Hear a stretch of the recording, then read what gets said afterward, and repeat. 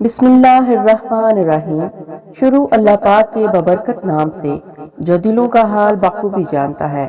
Listeners, آپ سب کیسے ہیں؟ جو دوست اس چینل پر نئے آئے ہیں وہ برائے مہربانی چینل کو سبسکرائب کر کے بیل نوٹیفیکیشن آن کر دیں تاکہ نئی آنے والی ویڈیو آپ کو سب سے پہلے مل جائے۔ پیارے لسنرز، آج میں آپ کے لیے امبر ناگ ماریا سیریز کی چوتھی کہانی شہزادے کا اغوا کا آخری حصہ پیش خدمت کرنے جا رہی ہوں۔ لسنر، چلے چلتے ہیں کہانی کی طرف۔ دونوں جاسوس شہزادے کو اغوا کر کے یمن کی سرحد میں داخل ہو گئے۔ وہ ایک ایسی خفیہ جگہ سے داخل ہوئے تھے جہاں سرحدی محافظوں کی کوئی چوکی نہیں تھی۔ وہ اسے جلد از جلد اس ملک کے میدانوں اور پہاڑی علاقوں کو عبور کر کے بابل کی طرف لے جانا چاہتے تھے، لیکن راستے میں شہزادہ اچانک بیمار ہو گیا۔ اسے اس شدت سے بخار آ گیا کہ اس کا سارا جسم پھونکنے لگا اور وہ بے ہوش ہو گیا۔ اس کا سانس بھی اکھڑنا شروع ہو گیا۔ جاسوس پریشان ہو گئے۔ وہ شہزادے کو زندہ حالت میں بخت نصر کے دربار تک پہنچانا چاہتے تھے۔ اب کیا کیا جائے؟ یہاں تو ارد گرد کوئی بستی بھی نہیں ہے جہاں شہزادے کے لیے کسی حکیم سے کوئی دوائی حاصل کی جائے۔ یہاں سے قریبی شہر کتنی دور ہوگا؟ تم تو اس علاقے میں گھومتے رہتے ہو۔ یہاں سے ایک منزل پر یمن کا سب سے بڑا شہر حنائی ہے۔ صرف وہاں پہنچ کر ہمیں طبی مدد مل سکتی ہے۔ کیا وہاں کوئی واقف خیر ہے تمہارا؟ ایک گھوڑوں کا تاجر میرا دوست ہے، اس پر اعتبار کیا جا سکتا ہے۔ ہاں، وہ بڑا بھروسے کا آدمی ہے۔ اور پھر اسے کیا معلوم کہ ہم شہزادے کو اغوا کر کے لے جا رہے ہیں؟ تو پھر اس کے ہاں چلتے ہیں۔ شہزادے کا زندہ رہنا بہت ضروری ہے۔ انہوں نے شہر حنائی کی طرف گھوڑے ڈال دیے۔ اس وقت شام ہو رہی تھی۔ رات کے سائے گہرے ہوئے تو وہ شہر حنائی میں داخل ہو گئے۔ دکانیں بازار بند ہو چکے تھے، کہیں کہیں مکانوں میں شمع جل رہی تھی۔ وہ گھوڑوں کے تاجر کی حویلی میں آ گئے۔ جاسوس نے دروازے پر دستک دی۔ غلام باہر آئے۔ جاسوسوں نے اسے کہا کہ اپنے مالک سے جا کر کہو اس کا ایک گہرا دوست آیا ہے۔ غلام نے اندر جا کر اطلاع دی تو تاجر سونے کے لباس میں باہر آ گیا۔ اپنے دوست کو دیکھا وہ بے حد خوش ہوا۔ تم اس وقت کہاں دوست؟ آؤ اندر آؤ، بس ایک ضروری کام آن پڑا۔ اندر جا کر انہوں نے شہزادے کو ایک بستر پر لٹا دیا۔ وہ بے ہوش تھا۔ گھوڑوں کے تاجر نے پوچھا، یہ لڑکا کون ہے؟ یہ میرے دوست کا بیٹا ہے۔ ہم بابل کی طرف جا رہے تھے کہ اسے سخت بخار آ گیا۔ علاج کے لیے مجبورن حنائی کا رخ کرنا پڑا۔ تاجر نے شہزادے کے ماتھے پر ہاتھ رکھا اور کہا، اسے تو بڑا سخت بخار ہے، اسی لیے تو میں اسے یہاں لے آیا ہوں۔ یہ کب سے بے ہوش ہے؟ اسے چھوڑو۔ تم یہ بتاؤ، کیا اس وقت یہاں کہیں سے کسی حکیم کا بندوبست ہو سکتا ہے جو اس لڑکے کا علاج کر کے اسے تندرست کر سکے؟ تاجر سوچ میں پڑ گیا، پھر بولا، یہاں میں صرف ایک حکیم کو جانتا ہوں جو بہت قابل آدمی ہے۔ وہ امیر لوگوں کا علاج کرتا ہے، لیکن چونکہ میرے ساتھ اس کی خاص تعلقات ہے اس لیے میں اسے یہاں لا سکتا ہوں۔ تو پھر جلدی سے اسے لے آؤ۔ اس وقت؟ ہاں اسی وقت۔ بچے کی حالت بہت خراب ہے۔ یہ تو تم ٹھیک کہتے ہو۔ اچھا تم لوگ یہاں بیٹھو، میں ابھی جا کر اسے لانے کی کوشش کرتا ہوں۔ دونوں جاسوس بے ہوش شہزادے کے پاس بیٹھ گئے اور تاجر حویلی کے دروازے میں سے نکل کر حکیم امبر کی حویلی کی طرف روانہ ہو گیا۔ یہ تاجر اتفاق سے حکیم امبر کا گہرا دوست تھا۔ امبر، جیسا کہ ہم پہلے لکھ چکے ہیں، رات کو ایک بار اپنی حویلی میں یہ دیکھنے کے لیے ضرور آتا تھا کہ کوئی اس سے ملنے تو نہیں آیا۔ اسے یورکا اور زرکیسر کا انتظار تھا۔ تاجر تھوڑی ہی دیر میں امبر کی حویلی میں پہنچ گیا۔ امبر اس وقت اپنی حویلی سے واپس شاہی محل میں جانے کی تیاری کر رہا تھا۔ وہ باہر نکل نہیں والا تھا کہ سامنے سے گھوڑوں کا تاجر آتا دکھائی دیا۔ ہرگام، تم اس وقت کہاں پھر رہے ہو؟ یار، میں تمہاری طرف ہی آ رہا تھا۔ وہ کیوں؟ خیریت تو ہے نا؟ میں تو خیریت سے ہوں، لیکن میرے ایک عزیز دوست کا لڑکا بے حد بیمار ہے۔ وہ بخار میں بے ہوش پڑا ہے۔ اگر تم میرے ساتھ چل کر اسے دیکھ لو تو میں بڑا شکر گزار ہوں گا۔ اگر میں تمہیں دوائی دے دوں تو کیا خیال ہے ہرگام؟ نہیں بھائی، تم میرے ساتھ ہو، دوست ہو، تو اس وقت میری عزت کی خاطر میرے ساتھ چل کر خود مریض کو دیکھو اور اس کا علاج کرو، ورنہ میرا دوست کہے گا کہ یہاں میری کوئی وقت نہیں ہے۔ یہ بات ہے تو میں ابھی تمہارے ساتھ چلتا ہوں۔ دوستوں کے لیے تو میں اپنے آرام عشائش کو قربان کر دینے کو ہر وقت تیار رہتا ہوں۔ تمہارا بہت بہت شکریہ امبر۔ ہرگام گھوڑوں کا تاجر حکیم امبر کو ساتھ لے کر اپنی حویلی میں آ گیا۔ اس وقت رات کافی گزر چکی تھی۔ تاجر اسے ایک کمرے میں لے گیا جہاں دونوں جاسوس قلین پر بیٹھے تھے اور ان کے درمیان ایک لڑکا بے ہوش پڑا تھا۔ امبر مریض کو دیکھنے کے لیے آگے کو جھکا تو حیرت سے اس کا دل اچھل کر اس کے حلق میں آ گیا۔ اگر وہ ضبط سے کام نہ لیتا تو اس کے منہ سے ضرور چیخ نکل جاتی، کیونکہ اس کے سامنے قلین پر نینوا کا شہزادہ مارود بے ہوش پڑا تھا۔ अंबर ने पूछा, इसकी ये हालत कब से है? एक जासूस ने कहा, सुबह से ये बुखार में पुक रहा है। क्या ये आपका बेटा है? जासूस ने गमज़दा आवाज में कहा, काश इसकी जगह मैं बेहोश हो जाता, इसकी जगह मुझे बुखार आ जाता। देवताओं के लिए मेरे बच्चे का इलाज जल्दी करें, इसे होश में ले आएं। अंबर इस शख्स की मकारी पर बहुत खुश हुआ। इसे मालूम था कि शहजादा इसका बेटा नहीं है, फिर भी वो बाप की कामयाब अदाकारी कर रहा था। अंबर ने शहजादे की नब्ज देखी और गहरी सोच में पड़ गया। वो हैरान हो रहा था, ये लोग कौन हैं और उन्होंने शहजादे को कैसे गवाह कर लिया? मलका और हानू कहाँ हैं? उनका क्या हाल है? वो ये सारी बातें इन लोगों से पूछ भी नहीं सकता था और मालूम करने को बेचैन भी था। जासूस ये समझ रहे थे कि हकीम बीमारी के इलाज पर गौर कर रहा है। आखिर एक ने पूछा, बच्चा सेहतमंद हो जाएगा हकीम साहब? जरूर हो जाएगा, लेकिन मैं यहाँ इसका इलाज नहीं कर सकता। वो क्यों? आप इसे मेरी हवेली के शिफाखाने में ले आएं, वहाँ मैं इसका इलाज करके इसे सेहतमंद कर दूंगा। दोनों जासूस वहाँ से किसी और जगह नहीं जाना चाहते थे। उन्होंने कहा, क्या इस जगह आप बच्चे का इलाज नहीं कर सकते? जी नहीं, यहाँ इलाज का पूरा इंतजाम नहीं है। आपका बच्चा शदीद सरसाम में मुब्तला है। अगर इसे जल्द मेरे शफाखाने ना पहुँचाया गया तो ये मर जाएगा और इसकी लाश फूल कर फट जाएगी। जासूस फिक्र में पड़ गए। ताजिर ने कहा, मेरा तो ख्याल है कि बच्चे को शफाखाने ले जाना चाहिए। आखिर वहाँ ले जाने में क्या हर्ज है, जबकि बच्चे की जिंदगी और मौत का सवाल है। ठीक है, हम इसे शफाखाने लिए चलते हैं। तो चलिए। ये भी मैं सिर्फ इसलिए तैयार हो गया हूँ कि आप मेरे एक दोस्त के दोस्त हैं, जिसकी कोई बात मैं ठुकरा नहीं सकता। आपका बहुत बहुत शुक्रिया हकीम अंबर साहब। दोनों जासूसों ने शहजादे को घोड़े पर डाला और उसे अंबर की हवेली वाले शिफाखाने में ले आए। जासूस शहजादे को अकेला नहीं छोड़ रहे थे, वो हर जगह बेहोश शहजादे के साथ साथ रहते थे। अंबर ने उसे एक पलंग पर लिटा दिया और एक ऐसी गोली दी जिसकी वजह से 1 घंटे बाद होश में आ जाना था। लेकिन अंबर जासूसों की मौजूदगी में शहजादे से कोई बात नहीं कर सकता था। उसने कहा, आप लोग मरीज को अकेला छोड़कर दूसरे कमरे में जाकर आराम करें। मैंने मरीज को जो दुआ दी है, इसकी वजह से वो सारी रात सोया रहेगा। सुबह वो बिल्कुल ठीक हो जाएगा। वो दोनों एक दूसरे की तरफ देखते हुए बेदिली से उठे और साथ वाले कमरे में चले गए। अंबर भी इनके साथ ही आया। इन्हें अगरचे यकीन था कि वो बेज़र हाथों में है और अंबर क़यामत तक मालूम ना कर सकेगा कि वो नैनवा के शहजादे का इलाज कर रहा है। फिर भी वो शहजादे के बारे में हर कदम सोच समझ कर उठाना चाहते थे। ताहम यहाँ अंबर की बात मानने के सिवा और कोई चारा भी नहीं था, इसलिए कि शहजादा वाकई बहुत बीमार था। दोनों जासूस शहजादे को अकेला छोड़कर दूसरे कमरे में चले गए। वो बिस्तरों पर लेट गए। दिन भर के थके हुए थे। लेटते ही ऐसे सोए कि सारी हवेली में इनके हराटे गूंजने लगे। अंबर इसी वक्त का इंतजार कर रहा था। उसने जो दवा शहजादे को दी थी, इसकी वजह से अब वो होश में आने ही वाला था। चनाचे वो शहजादे के पास आ गया। शहजादा बेहोश था। अंबर ने इसके माथे पर एक दुआ मली। शहजादे ने आंखें खोल दी। वो बड़े गौर से अंबर को देख रहा था। आप हैं? आप शीश। खामोश रहो शहजादा सलामत। रब्बे अजीम ने रहम किया जो आपको मेरे पास भेज दिया। आप इस वक्त मेरी हवेली में हैं और वो डाकू वो साथ वाले कमरे में सो रहे हैं। आप सो जाएं और यही जाहिर करें कि बेहोश है। इनका मैं बंदोबस्त कर लेता हूँ। शहजादे ने आंखें बंद कर ली और अंबर वहां से उठकर साथ वाले कमरे में आ गया, जहां दोनों जासूस बेसुध पड़े हराटे ले रहे थे। वो अब सारी बात की तह तक पहुंच गया था कि ये लोग शाहबख्त नसर के आदमी हैं और शहजादे को अगवा करके वापस बाबर लिए जा रहे हैं। मगर इसकी समझ में ये बात नहीं आ रही कि ये लोग शहजादे को लेकर यमन की तरफ क्यों निकल आए। ये तो शहजादे की खुशकिस्मती के सिवा और कुछ नहीं था। अब अंबर ने फौरन पहले इन दोनों जासूसों से छुटकारा हासिल करना चाहा। सुबह होने से पहले वो इन दोनों से फारग हो जाना चाहता था। उसने अलमारी खोलकर इसमें से एक ऐसे जहर की शीशी निकाली जिसका एक एक कतरा अगर हाथी को पिला दिया जाए तो फड़क कर जमीन पर गिरे और फौरन मर जाए। अंबर ने इन दोनों जासूसों को हलाक कर देने का फैसला कर लिया था, क्योंकि इसके अलावा और कोई चारा भी नहीं था।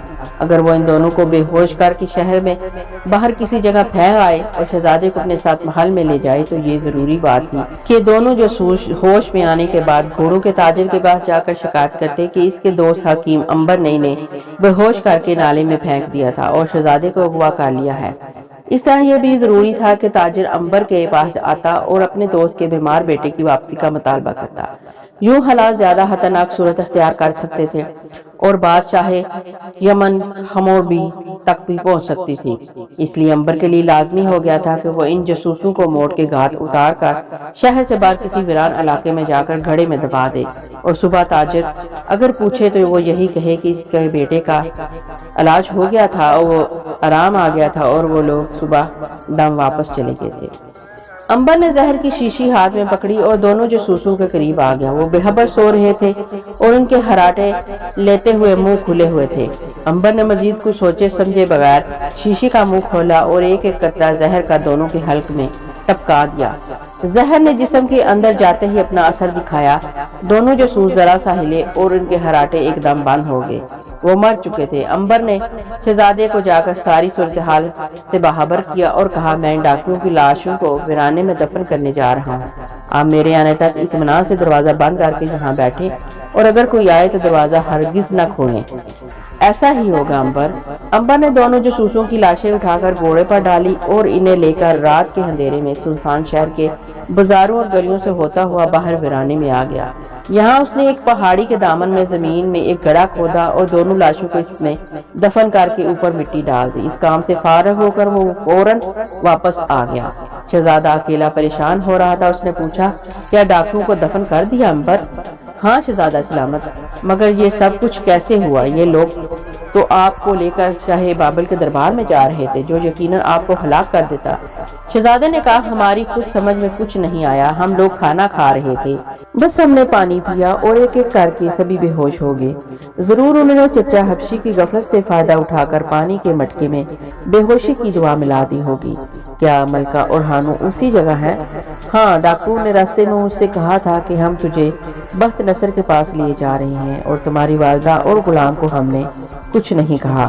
ہمیں صرف یہی حکم ملا تھا کہ تمہیں اغوا کر کے دربار میں لایا جائے۔ رب عظیم کا شکر ہے کہ اس نے تمہیں اپنے آپ میرے پاس پہنچا دیا۔ اگر راستے میں آپ بیمار نہ ہوتے تو یہ لوگ کبھی میرے پاس نہ آتے۔ وہ یمن میں سے چوری چھپے گزر کر بابل کی طرف جلدی پہنچنا چاہتے تھے۔ پھر امبر نے شہزادے کو بتایا کہ وہ شاہ یمن حموربی کے دربار میں وزیر خاص مقرر کر دیا گیا ہے۔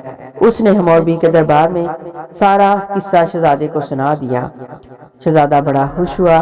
اب آپ کو میرے ساتھ شاہی محل میں چل کر رہنا ہوگا اور مناسب وقت آنے پر میں آپ کو شاہ یمن سے بھی ملوا دوں گا۔ میں نے اس سے بخت نصر کے حملے، آپ کی زندگی اور ملکہ کے بارے میں سب کچھ بتا دیا ہے۔ ابھی وہ باتیں ہی کر رہے تھے کہ دروازے پر کسی نے دستک دی۔ امبر نے چونک کر کہا، ضرور گھوڑوں کا تاجر آیا ہے۔ ہو سکتا ہے ڈاکو کا کوئی ساتھی ہو۔ ایسا بھی ہو سکتا ہے، میں ابھی جا کر پتہ کرتا ہوں۔ امبر نے تلوار کھینچ کر ہاتھ میں لے لی اور دروازے کے پاس جا کر پوچھا، کون ہو تم؟ امبر، میں ہوں یورکا۔ امبر نے یورکا کی آواز پہچان لی اور خوش ہو کر دروازہ کھول دیا۔ یورکا نے اندر داخل ہو کر امبر کو گلے لگا لیا۔ کہو، حالات کس رخ پر جا رہے ہیں؟ کیا تمہیں؟ اچانک اس کی نظر شہزادے پر پڑ گئی۔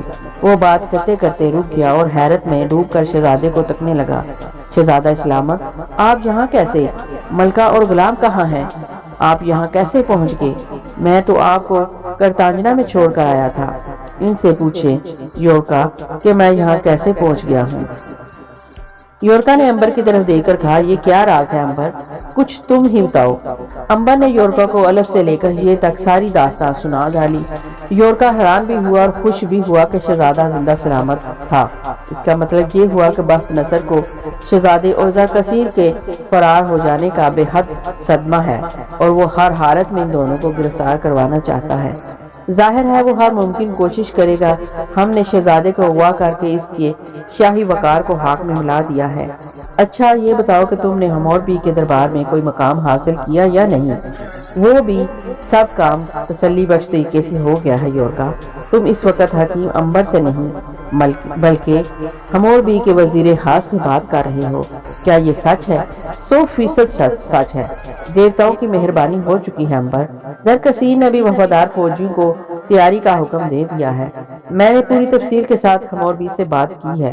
اس کا خیال ہے کہ جس وقت بخت نصر یمن پر حملہ کرے ہم اس وقت ملکہ اور شہزادے کو لے کر نینوا پہنچ جائیں اور زرکسیر کی قیادت میں وہاں شاہ بابل کے گورنر کے خلاف عام بغاوت کر دیں۔ اس طرح بخت نصر کی آدھی فوج کی توجہ نینوا کی طرف بڑھ جائے گی۔ تجویز تو بڑی معقول ہے، مگر سوال یہ ہے کہ بخت نصر یمن پر حملہ کب کر رہا ہے۔ اس کے لیے حموربی نے اپنے جاسوس بابر روانہ کر دیے ہیں۔ اگر بخت نصر نے یمن پر حملے میں دیر کر دی تو ہمیں نقصان ہوگا۔ وہ کس طرح؟ وہ اس طرح کہ ہم وفادار فوجیوں کا خرچہ زیادہ دیر برداشت نہیں کر سکتے۔ یہ تو تم ٹھیک کہہ رہے ہو۔ امبر سوچنے لگا، پھر بولا، اس کا ایک ہی علاج ہو سکتا ہے کہ میں حموربی سے بات کر کے اپنی وفادار فوجیوں کو یمن کی شاہی فوجوں کے ساتھ شامل کر دوں۔ اس طرح ہماری فوج کا سارا خرچہ شاہی حکومت کے سر ہوگا۔ کیا حموربی مان جائے گا؟ کیوں نہیں؟ آخر یہ فوج بھی اسی کے ساتھ نینوا میں لڑے گی۔ بڑی معقول تجویز ہے امبر، تم بادشاہ سے بات کرو۔ تم بھی میرے ساتھ شاہی محل چلو، میں تمہیں بھی بادشاہ سے ملوانا چاہتا ہوں۔ اگر تم مناسب خیال کرتے ہو تو ٹھیک ہے، مجھے زرکسیر کے پاس جا کر اسے تازہ اطلاع بھی دینی ہے کہ یہاں حالات کیا ہیں۔ کوئی بات نہیں، تم ایک روز بعد سفر پر روانہ ہو جانا۔ امبر راتوں رات یورکا اور شہزادے کو لے کر محل کی جانب چل پڑا۔ یورکا اور شہزادے کو لے کر امبر شاہی محل پہنچ گیا۔ شہزادہ حموربی کے شاہی محل میں بالکل محفوظ تھا۔ یورکا نے امبر سے کہا کہ پیچھے ملکہ اور خانو شہزادے کی گمشدگی سے بہت پریشان ہو گئی، اس لیے میرا جلدی سے جلدی واپس جانا بہت ضروری ہے۔ اس کے علاوہ وہ زرکسیر کو تمام حالات سے باخبر بھی کرنا چاہتا ہے۔ یورکا کا خیال بڑا مناسب تھا۔ امبر بھی چاہتا تھا کہ شہزادے کی والدہ کو اطلاع کر دی جائے کہ شہزادہ ان کے پاس بالکل محفوظ ہے، ورنہ ماں اپنے بیٹے کی جدائی میں رو رو کر برا حال کر لے گی۔ امبر نے ملکہ کو شہزادے کی جدائی میں بیان کرتے دیکھا ہوا ہے۔ اس نے کہا، میں تمہیں شہزادے کے ساتھ حموربی کے سامنے پیش کرنا چاہتا ہوں۔ میرا خیال ہے کہ تم شہزادے کو بادشاہ کے سامنے پیش کرو۔ میری جگہ اگر زرکسیر، جو کہ نینوا کی فوج کا سپہ سالار تھا، بادشاہ سے ملے تو زیادہ بہتر ہے۔ امبر کو یورکا کی بات بہت پسند آئی۔ یہ حقیقت بھی تھی کہ بادشاہ کے حضور یورکا کی بجائے زرکسیر کو پیش کرنا چاہیے تھا، تاکہ بادشاہ کو یقین ہو جائے کہ نینوا کی فوج اور عوام اس کے ساتھ ہے۔ زرکسیر نینوا کی فوج کا نمائندہ تھا اور شہزادہ وہاں کا عوام کا نمائندہ تھا، کیونکہ نینوا کے عوام اپنے شہزادے اور ملکہ پر جان دیتے تھے۔ پھر ایسا کرو، تم آج ہی ملکہ کی طرف روانہ ہو جاؤ، انہیں کہو کہ شہزادہ ہمارے پاس محفوظ ہے اور ہم ان قریب ملکہ سلامت کو بھی حموربی کے شاہی محل میں لے آئیں گے۔ بہت بہتر۔ یورکا اسی وقت اپنے واپسی کے سفر کی تیاریاں کرنے لگا۔ امبر نے شہزادے کو اپنے خاص کمرے میں آرام دہ مسائی لگوا دی اور خود دربار میں آ گیا۔ دربار میں اس وقت نینوا کے کچھ جنگی قیدیوں کو پیش کیا جا رہا تھا، جنہیں بخت نصر کے سپاہی قید کر کے اپنے ساتھ بابل لے گئے تھے اور جو وہاں سے کسی نہ کسی طرح فرار ہو کر یمن کی سرحد پر پہنچ گئے تھے، اور جہاں یمن کے سپاہیوں نے انہیں گرفتار کر لیا تھا۔ حموربی ان قیدیوں سے بابل کے بارے میں کچھ معلومات حاصل کرنا چاہتا تھا۔ دربار لگا اور حموربی اپنے تخت پر آ کر بیٹھ گیا۔ اس نے ہاتھ کے اشارے سے کہا کہ قیدیوں کو پیش کیا جائے۔ 6-7 قیدی زنجیروں میں جکڑے ہوئے ان کے سامنے آ کر جھک گئے۔ حموربی نے ان سے پوچھا، تم لوگ بھاگ کر یمن کی سرحد پر کیوں آئے؟ قیدیوں کے ایک نمائندے نے جھک کر کہا، جہاں بنا ہمارے لیے سوائے یمن کے اور کوئی پناہ گاہ نہیں تھی۔ یہ خیال تمہیں کیوں آیا؟ اس لیے جہاں بنا کہ یمن بھی ہمارے ملک نینوا کی طرح بابل کے بادشاہ کا دشمن ہے، اور بابل میں آپ کے ملک پر حملہ کرنے کی زبردست تیاریاں ہو رہی ہیں۔ نینوا کے ساتھ آپ کے ملک کے بھی تعلقات ہمیشہ خوشگوار رہے ہیں۔ تم نے ان تیاریوں کو کیسے دیکھا؟ تم لوگ تو دشمن کی قید میں تھے۔ جہاں پناہ ہمیں جیل خانے کے سپاہیوں نے بتایا تھا کہ وہ لوگ اسی موسم بہار میں یمن پر حملہ کر کے وہاں سے لوٹ مار کا سامان اور بے شمار جنگی قیدی غلام بنا کر لائیں گے۔ نینوا میں تمہیں کہاں گرفتار کیا گیا تھا؟ شاہی محل کے باہر جہاں پناہ ہمارے ساتھی لڑتے لڑتے ہلاک کر دیے گئے تھے۔ دشمن نے ہمیں گرفتار کر لیا اور غلام بنا کر اپنے ساتھ بابل لے گئے۔ اس موقع پر بادشاہ حموربی نے جھک کر پاس کھڑے وزیر خاص امبر کے کان میں کچھ کہا۔ امبر نے نہایت ادب سے سر جھکا لیا اور قیدیوں سے پوچھا، کیا تمہیں معلوم ہے نینوا کا بادشاہ، ملکہ اور شہزادہ اس وقت کہاں تھے؟ حضور، دشمن نے ہمارے بادشاہ کو ہلاک کر دیا تھا، ملکہ کو قید کر کے لے گئے تھے، اور شہزادوں کو بھی بخت نصر نے قتل کر دیا تھا۔ صرف ہمارا سپہ سالار زرکسیر دشمن سے جان بچا کر فرار ہو سکا۔ کیا تمہیں اس بات کا دکھ نہیں کہ دشمن کی فوجوں نے تمہارے شہر نینوا کو جلا کر خاک کر دیا اور تمہارے بادشاہ کو قتل کر دیا؟ ہمیں اس سے بڑا دکھ اور کوئی نہیں ہو سکتا حضور۔ کاش ہم اپنے وطن کی آبرو پر اپنی جان قربان کر سکتے۔ اگر تمہیں نینوا کے گورنر کے خلاف جنگ کا حکم دیا جائے تو کیا تم وہاں جا کر لڑو گے؟ اکیلے حضور؟ نہیں، اپنے دوسرے فوجیوں کے ساتھ۔ کاش ایسا ہو سکتا۔ اگر ایسا ہو جائے ہم اسی وقت گورنر نینوا کے محل پر حملہ کرنے کو تیار ہیں، ہوا اس میں ہماری جان ہی کیوں نہ چلی جائے۔ امبر نے جھک کر بادشاہ ہموربی سے کچھ کہا۔ بادشاہ نے ہاتھ کا اشارہ کیا۔ ایک سپاہی آگے بڑھا، اس نے تمام قیدیوں کی زنجیریں کھول دی۔ آج سے تم آزاد ہو، یمن کی فوج کے سپاہی سمجھے جاؤ گے۔ ہموربی زندہ باد، زندہ باد، بخت بلند ہو، دیوتاؤں کی رحمت ہو۔ قیدیوں نے جھک کر 3 بار کورنش بجا لائی اور سپاہی کے ساتھ دربار سے باہر نکل گئے۔ ہموربی نے دربار برخاست کر دیا اور امبر سے کہا، تم ہمارے ساتھ آؤ امبر، جو حکم عالم بنا۔ ہموربی امبر کو ساتھ لے کر محل کے ایک خاص کمرے میں آ گیا۔ وہاں ان دونوں کے سوا اور کوئی نہیں تھا۔ اس نے امبر سے پوچھا، کیا خیال ہے امبر، یہ سپاہی وفادار ہے ملکہ کے؟ نینوا کا ہر سپاہی ملکہ اور شہزادے کا وفادار ہے جہاں پناہ، وہ کبھی جھوٹ نہیں بولے گا۔ تم نے معلوم کیا کہ تمہاری فوج کا سپہ سالار زرکسیر اس وقت کہاں ہے؟ جہاں پناہ وہ یمن کے جنوب میں سرخ پہاڑوں کے غاروں میں وفادار فوج کو جمع کر چکا ہے اور سرکار کے حکم کا منتظر ہے۔ اسے پیغام بھجوا دو کہ جب تک بخت نصر ہمارے ملک پر حملہ نہیں کرتا ہم اسے نینوا میں فوجی گورنر کے خلاف بغاوت کرنے کا مشورہ نہیں دے سکتے۔ اس سے سوائے خون خرابے کے اور کچھ نہیں ہوگا۔ بخت نصر کی ساری فوج نینوا کی بغاوت کو کچل کر رکھ دے گی۔ اگر حکم ہو تو میں زرکسیر کو سرکار کی خدمت میں پیش کروں تاکہ جہاں پناہ خود سپہ سالار سے تفصیلی بات چیت کر سکے۔ یہ خیال بھی مناسب ہے۔ دوسری بات یہ ہے حضور کہ ابھی تک ہمارے جاسوس بابل سے واپس نہیں آئے اور ہمیں کوئی خبر نہیں ہے کہ بخت نصر موسم بہار میں یمن پر حملہ کر رہا ہے یا نہیں۔ زرکسیر نے وفادار فوجیوں کی ایک بھاری تعداد اپنے ارد گرد جمع کر لی ہے۔ یہ فوج یمن کی وفادار فوج بھی ہے۔ جو یہ دیر ہو رہی ہے اس فوج میں بے اطمینانی پھیل رہی ہے، کیونکہ زرکسیر اتنی فوج کا خرچہ برداشت نہیں کر سکتا۔ یہ تو ایک قدرتی بات ہے امبر، فوجیں ملک کی آمدنی کے حساب سے رکھی جاتی ہیں۔ ایک اکیلا آدمی اتنی بڑی فوج کا خرچہ کیسے برداشت کر سکتا ہے؟ اسی خیال سے میں اکثر پریشان رہتا ہوں جہاں بنا کہ زرکسیر کی فوج یمن کے وفادار اور مصیبت کے وقت ہمارے کام آنے والی ہے فوج ہے۔ اسی فوج نے نینوا میں بغاوت کر کے بخت نصر کی فوج کی طاقت کو توڑ کر 2 حصوں میں تقسیم کر دینا ہے، اور اگر اس فوج کے سپاہی محض بھوک سے تنگ آ کر واپس چلے گئے تو یمن کا بہت بڑا نقصان ہوگا۔ یہ فوجی اس وقت یمن کے لیے اپنی جان بھی قربان کر دینے کو تیار ہے۔ ہمور بھی خاموش ہو گیا۔ صاف معلوم ہو رہا تھا وہ کسی گہری سوچ میں ہے۔ اس نے سر اٹھا کر پوچھا، پھر تمہارا کیا خیال ہے امبر؟ میرا خیال ہے جہاں بنا کہ ہم نینوا کی اس فوج کو یمن کے فوج میں شامل کر لیں تو ان کا ایک الگ ہراول دستہ بنا دے جو میدان جنگ میں سب سے پہلے دشمن کا مقابلہ کرے۔ ہم ایسا کر سکتے ہیں۔ اگر تمہاری رائے بھی یہی ہے تو ہمیں اس پر کوئی اعتراض نہیں۔ تم شوق سے زرکسیر کو اطلاع بھجوا سکتے ہو کہ وہ اپنے وفادار سپاہیوں کو لے کر یمن کے دارالحکومت میں آ جائے، جو حکم عالم بنا۔ لیکن ایک بات کا خیال رہے۔ ہموربی نے ہیرے جوہرات کی انگوٹھیوں والی انگلی اٹھا کر کہا۔ امبر نے ادب سے پوچھا، ارشاد جہاں بنا۔ کسی کو بھی کانو کان خبر نہیں ہونے چاہیے کہ شہر میں کوئی فوج دار ہوئی ہے۔ سپاہیوں کو چاہیے کہ وہ رات کو بھیس بدل کر ہمارے شہر میں آئیں اور چھاونیوں میں جا کر رہنے لگے۔ ایسا ہی ہوگا جہاں بنا۔ اب آپ جا سکتے ہیں۔ امبر نے جھک کر ادب سے کورنش بجا لائی اور بادشاہ کے محل کے خاص کمرے سے باہر آ گیا۔ وہ اپنے مقصد میں کامیاب ہو گیا تھا اور اب جلدی سے یورکا اور شہزادے کو یہ خوشخبری سنانا چاہتا تھا۔ یورکا سفر پر روانہ ہونے کے لیے تیار ہی تھا۔ امبر پہنچ گیا۔ اس نے شہزادے اور یورکا کو بادشاہ کے ساتھ ہوئی ساری گفتگو سنا ڈالی۔ یورکا بہت خوش ہوا کیونکہ وفادار فوج کے بیکاری اور بھوک کا مسئلہ حل ہو گیا تھا۔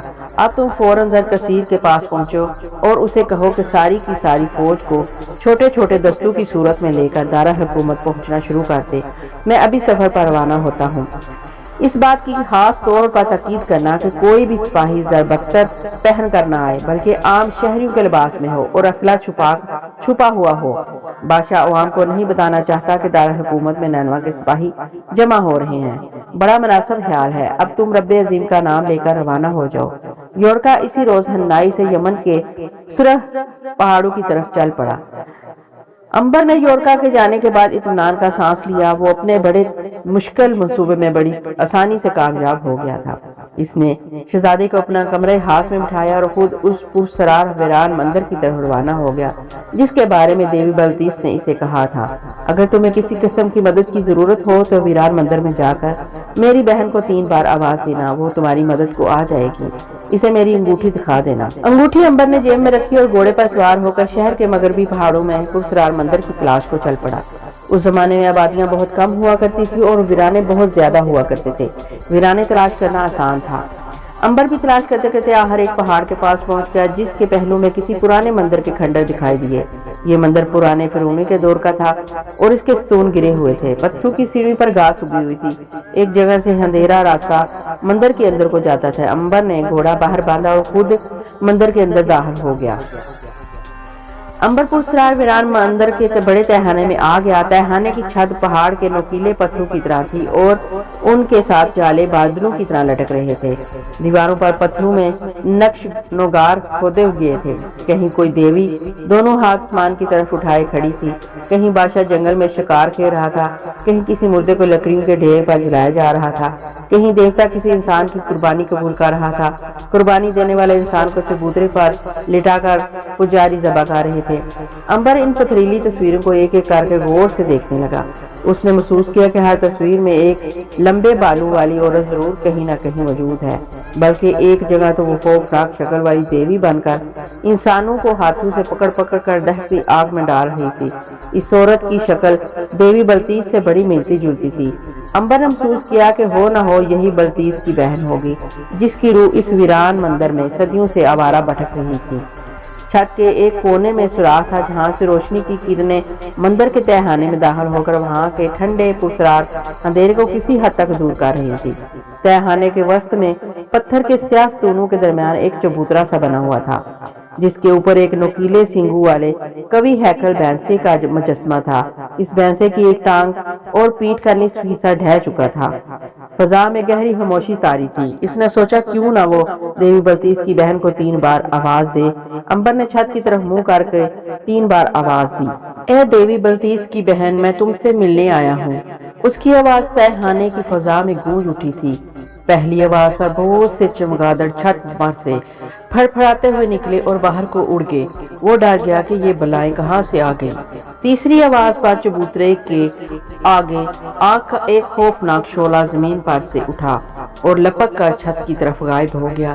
اس کے ساتھ ہی چبوترے کے مجسمے پر بلتیس دیوی کی بہن کی روح نمودار ہوئی۔ وہ مجسمے پر بیٹھی تھی۔ اس کی سرخ آنکھوں سے آگ کے شعلے نکل رہے تھے، سر کے بال کھلے ہوئے تھے اور اگلے 2 دانت ہونٹوں سے باہر جھانک رہے تھے۔ اس کی شکل و صورت بڑی ڈراؤنی تھی۔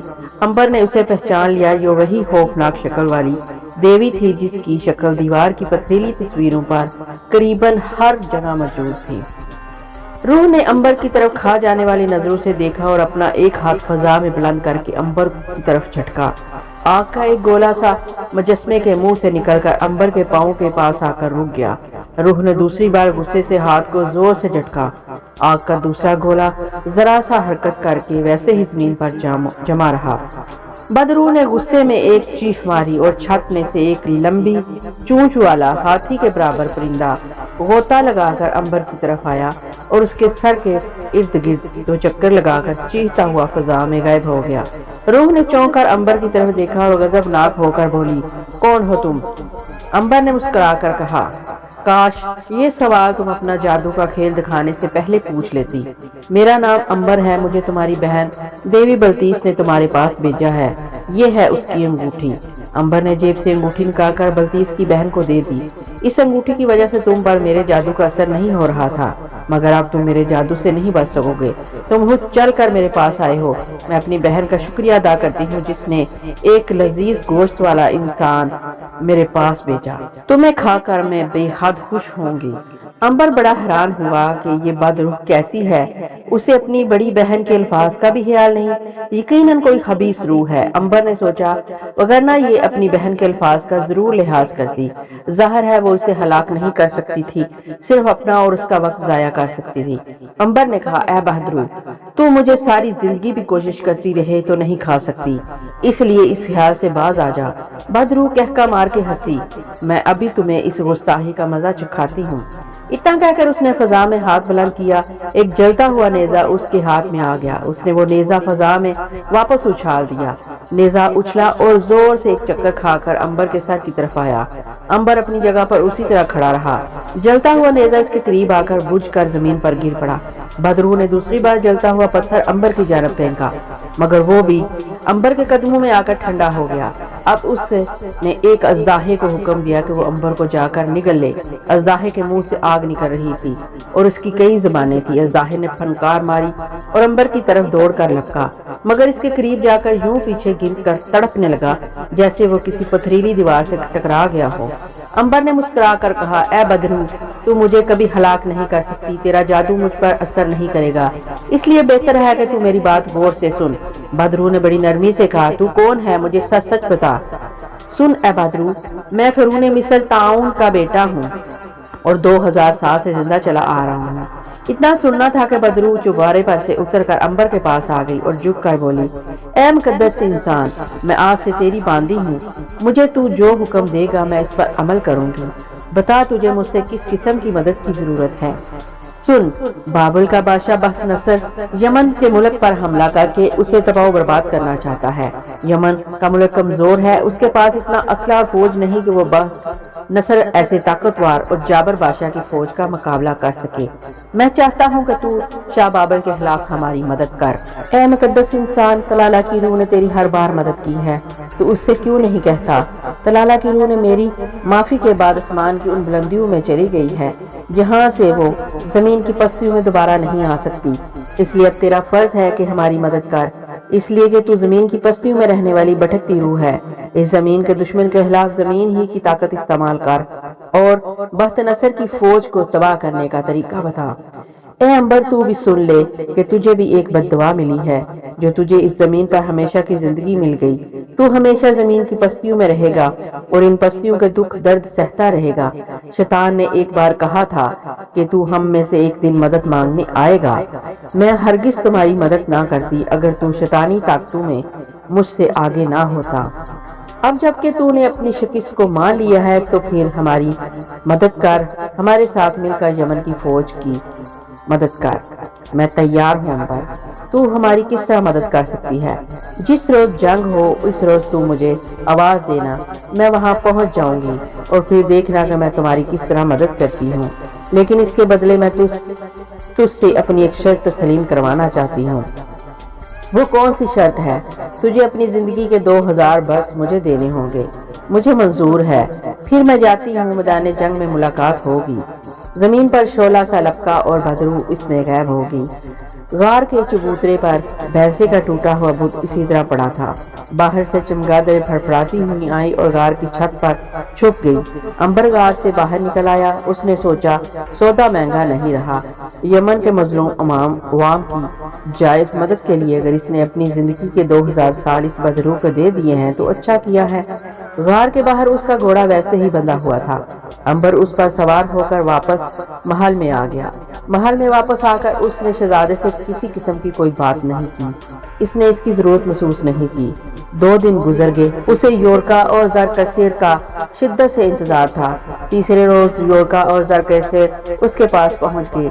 ज़रकसेर ने आगे बढ़कर अंबर को गले लगा लिया, क्योंकि अंबर को हमौरबी के दरबार में जो शानदार काम मिला था योरका ने इसकी सारी तफसील बता दी थी। अंबर, नैनवा के अवाम हमेशा तुम्हारा नाम फख्र से लिया करेंगे। तूने हमारे लिए वो काम किया है जो हम मिलकर भी चाहते तो ना कर सकते थे। ज़रकसेर, मैंने मजलूम की हमायत और जालिम की मुखालफत करके अपना इंसानी फर्ज अदा किया है। ये बताओ फौज के सिपाही कहाँ हैं? अंबर, फौज की तादाद ज्यादा नहीं है, बहुत से सिपाही भूख से तंग आकर चले गए हैं। इस वक्त बामुश्किल 1000 के करीब सिपाही हैं जो ताजरों के बेस में आज रात से हन्नाई में दाखिल होना शुरू हो जाएंगे। वो शहर के मुख्तलिफ सराओं में ठहरेंगे जहां से हम इन्हें 10-10, 20-20 करके शाही महल में ले आएंगे। ठीक है, ऐसा ही बेहतर है, योरका ने कहा। मलका और हानू को शहजादे की बाजियाबी की खबर दी तो वो खुशी से नहाल हो गए। मलका का तो गम के मारे बुरा हाल हो रहा था। शहजादे ने पूछा, अब तो वालदा साहबा की तबीयत ठीक है ना? अब तो तुम्हारे पास आने की तैयारी कर रही हैं। शहजादे ने कहा, देवता मेरी अम्मी को मुझसे जल्दी मिलाएं। अंबर ने ज़रकसीर से कहा, बादशाह हमौर भी तुमसे मुलाकात का ख्वाहिशमंद है। मैं आज ही बादशाह से मिलवाऊंगा, लेकिन तुमने वहाँ ये जरूर कहना है कि नैनवा के आसपास हमारी बहुत सी फौजें छुपी हुई हैं जो वक्त आने पर बख्त नसर के खिलाफ जंग में दाखिल हो जाएंगी। मगर वो फौज आएगी कहाँ से? इसका इंतजाम मैं कर लूंगा। ज़रकैसे ने गहरा सांस भर के कहा, अंबर, एक सिपा सलार की हैसियत से अगर तुम मुझसे पूछते कि जंग में सूरत हाल क्या होगी, तो मैं तुम्हें से यही कहूँगा, हमौर भी को शिकस्त होगी।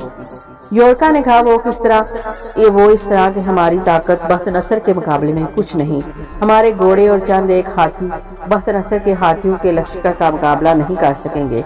इसके पास पत्थर और आग के गोले फेंकने वाली तोपों का कोई शुमार ही नहीं, और हमारे पास ऐसी तोपें उंगलियों पर गिनी जा सकती हैं। फिर बख्त नसर कई मुल्कों को फतह कर चुका है, वो फतह के घुमंड में है। नैनवा के लोग इसके खिलाफ बगावत कर देंगे। नैनवा पर अगर हमारा कब्जा हो भी गया अंबर, तो याद रखो, यमन बख्त नसर की तिबाही से फिर भी बच न सकेगा। बख्त नसर यमन पर कब्जा करने के बाद नैनवा को एक बार फिर ले लेगा, और इस दफा वो नैनवा के मकानों पर हल चलाकर जमीन के साथ मलिया मेट कर देगा। अंबर ने बड़े एतमाद से कहा, बख्त नसर को हम शिकस्त फाश देंगे ज़रकसीर, मगर किस तरह, किससे? ये मैदान जंग में तुम्हें मालूम हो जाएगा। अंबर, मैं फौजी हूँ, ख्वाबो ख्याल की बातों पर यकीन नहीं रखता। मुझे तो अमली तौर पर बताओ कि क्या तुमने मिस्र या यूनान के बादशाहों से खुफिया मादा कर रखा है? ऐसा बिल्कुल नहीं है, लेकिन हम अकेले भी नहीं हैं। ज़रकसीर ने सर को यूं झटका दिया जैसे अंबर की बातों को मजाक समझ रहा हो। फिर उसने कहा, मेरा तो ख्याल है कि मैं बादशाह मोरबी से मुलाकात के दौरान मैं इसे साफ साफ खुलकर बता दूं कि सही सूरत हाल क्या है, ताकि बादशाह किसी गलतफहमी में ना रहे। अंबर ने झट कहा, रब्बे अजीम की कसम, ऐसा हरगिज न करना। अगर तुमने हमौर भी के सामने अपनी कमजोरी जाहिर कर दी तो पांसा पलट जाएगा, और हो सकता है हमारे सिपाहियों को और हमें वापस नैनवा भेजकर हमौर भी बख्त नसर के साथ सुलह की बातचीत शुरू कर दे। इसलिए इसे हमारी इमदाद और नैनवा में अवाम की कामयाब बगावत पर बड़ा भरोसा है। मगर अंबर, तुमने उसे गलत भरोसा क्यों दिलाया? क्या तुम्हें नहीं मालूम था कि हम कलील फौज के साथ ऐसा नहीं कर सकेंगे? लेकिन उस वक्त तो हमारी वफादार फौज की तादाद कई हजार थी। ज़रकसीर चुप हो गया क्योंकि अंबर ठीक कह रहा था। योरका ने कहा, अंबर का ख्याल बड़ा मुनासिब मालूम होता है। इन्हें बादशाह से अपनी कमजोरी के बारे में कोई बात नहीं करनी चाहिए। अब तो बख्त नसर के साथ एक जबरदस्त और आखिरी जंग हो ही जानी चाहिए। हम तो पहले ही बर्बाद और जलावतन हैं। हमारा क्या बिगड़ेगा? हो सकता है जंग में तकदीर पांसा पलट दे और हम बख्त नसर से अपनी शिकस्त और तबाही का बदला ले सके। अगर तुम सबकी यही राय है तो मैं बादशाह से कोई बात नहीं करूंगा, लेकिन मैं उसे ज्यादा उम्मीद भी नहीं दिलाना चाहता। ये भी उसके साथ ज्यादती होगी। लेकिन तुम हमौर भी से इतना जरूर कहोगे कि तुम्हारी फौज इसके साथ देगी और नैनवा में कामयाब बगावत होगी, जहाँ के अवाम तुम्हारे और मलका के साथ होंगे। बेहतर है, कह दूंगा। उस रोज तीसरे पहर अंबर ने शहंशाह हमौरबी से ज़रकसीर और शहजादे की मुलाकात करा दी। बादशाह उन दोनों से मिलकर बहुत खुश हुआ। शहजादे को उसने अपने पास तख्त पर बैठा लिया और ज़रकसीर से आइंदा की जंग के इम्कानात के बारे में बातें करने लगा। उसने ज़रकसीर को अपने करीब ही कुर्सी पेश की। ज़रकसीर ने वैसे ही बताया जैसा कि अंबर ने इसे कहा था। बादशाह ने पूछा, तुम्हारी फौज की कुल तादाद कितनी होगी? अंबर ज़रकसीर की तरफ देख रहा था। अंबर ने आंख से इशारा किया। ज़रकसीर ने कहा, 1000 इस वक्त मेरे पास मौजूद है, बाकी 10-12 हजार फौज नैनवा के आसपास गारों में छुपी हुई है, जो जंग की सूरत हाल में बाहर निकलकर बख्त नसर की फौज पर हमला कर देगी और नैनवा के गवर्नर को कत्ल करके तख्त पर कब्जा कर लेगी। हमौर भी बड़ा खुश हुआ और बोला, ये तो बड़ी उम्मीद अफजा और खुशी की बात है। अगर ऐसा हो जाए तो हम इधर बख्त नसर की आधी फौज को संभाल लेंगे। सवाल ये है कि गारों में छुपी हुई फौज के पास काफी असला मौजूद है। इस दफा फिर जरकेसर ने अंबर के कहने पर झूठ बोला और कहा, जी हाँ बादशाह सलामत, उनके पास इतना का असला मौजूद है कि वो 1 माह तक लड़ाई कर सकते हैं। हमौर भी मुतमईन हो गया। उसने जरकेसर से पूछा कि यमन में जो फौज मौजूद है वो हन्नाई में कब पहुंचेगी। जरकेसर ने बताया, वो आज रात शाही छावनी में पहुंच जाएगी।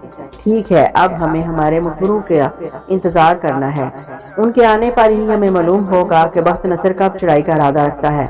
और हाँ, हम चाहते हैं कि अंबर मलका या नैनवा को भी जल्द अज जल्द यहाँ बुला लिया जाए, क्योंकि हो सकता है बख्त नसर इन्हें एक बार फिर अगवा करने की कोशिश करे।